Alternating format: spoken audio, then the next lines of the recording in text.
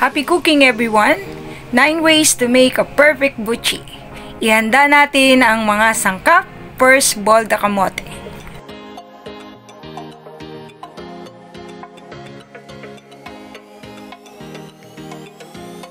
Sa isang bowl, pagsamahin ang gadgad na kamote at ang glutinous flour na ating nabili sa palengke. Readily made available po siya sa anumang supermarket o palengke.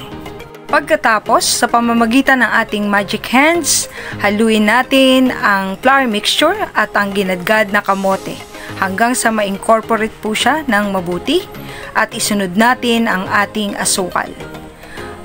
Makaraan pagkahalo, dahan-dahan nating idagdag ang baso ng tubig hanggang sa mag-form po siya ng dough.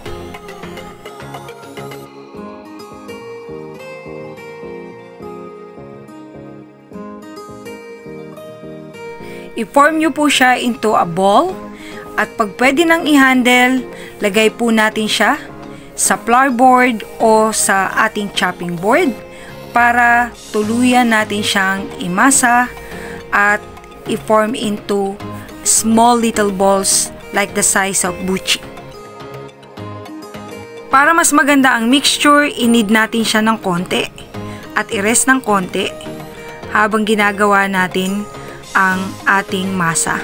Maganda pong hatiin nyo siya sa dalawang parts para mas easy po siyang i-handle. Nilagyan ko po siya ng 1 to 2 tablespoon ng cooking oil para po hindi siya dumikit sa ating flour board.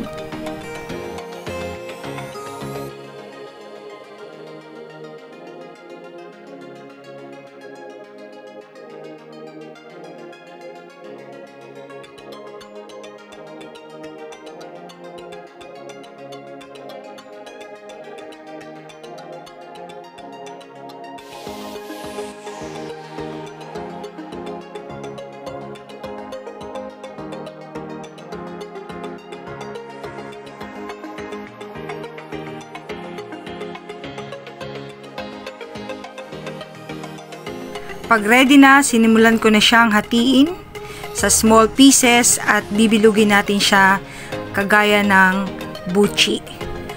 Pabilog. Nga pala po, bago ko makalimutan, mas maganda po na tansyahin nyo ang laki. Pagkakapantay-pantay, kung meron po kayong timbangan, mas magandang timbangin nyo para pare-parehas ng size. This mixture will make around 30 pieces of buchi, just to let you know.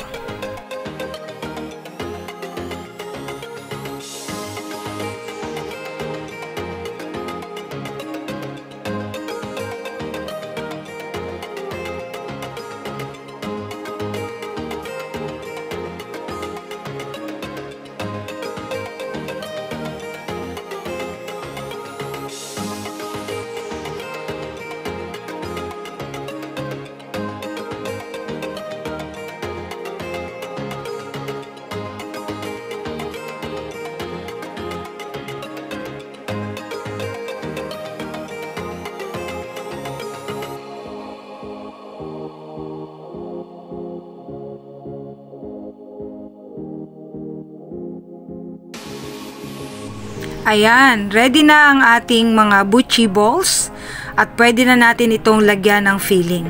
Of course, kailangan nating balatan ang ating chocolate. Ginamit ko po ang chocolate kasi po mas appealing siya para sa mga bata. At the same time, hindi po ganun katamis ang ating buchi base, which is yung pinaka-dough natin, kaya naisipan ko po ang chocolate. Tsaka pinakamadali at pinaka-affordable na makikita natin sa market yung feeling na ganito. Ginamit ko po ay curly tops na 1 pack. 30 pieces po ang 1 pack, so tamang-tama po siya sa bilang ng ating mixture. One more thing po, pwede kayong gumamit ng kahit na anong filling. Pwede kayong gumamit ng ube, munggo, or even custard if you wanted to, even caramel. Pero po, depende kung paano nyo po siya gagawin. Probably po, sa susunod na ating mga video, ipipicture ko po ang ibang fillings ng ating buchi. O ayan, nailagay na natin lahat ng chocolate sa loob ng ating dough. Ngayon, iro-roll naman natin ang ating dough balls sa sesame seed. Bago natin i-roll sa sesame seed, I would highly suggest i-dip po natin siya sa water. Pagkatapos, tsaka natin siya i-roll sa sesame seed para po dumikit ang sesame seed sa ating dough. Pag pinirito natin, hindi po siya matatanggal.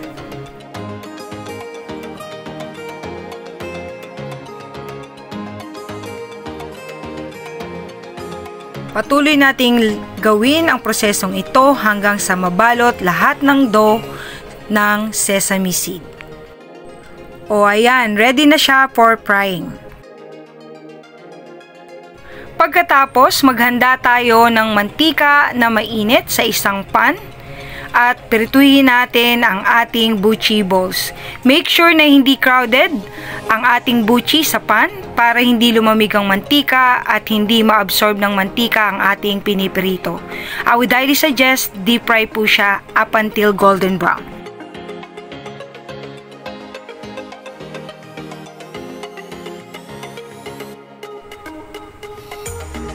Ayan, after a while, luto na po ang ating buchi.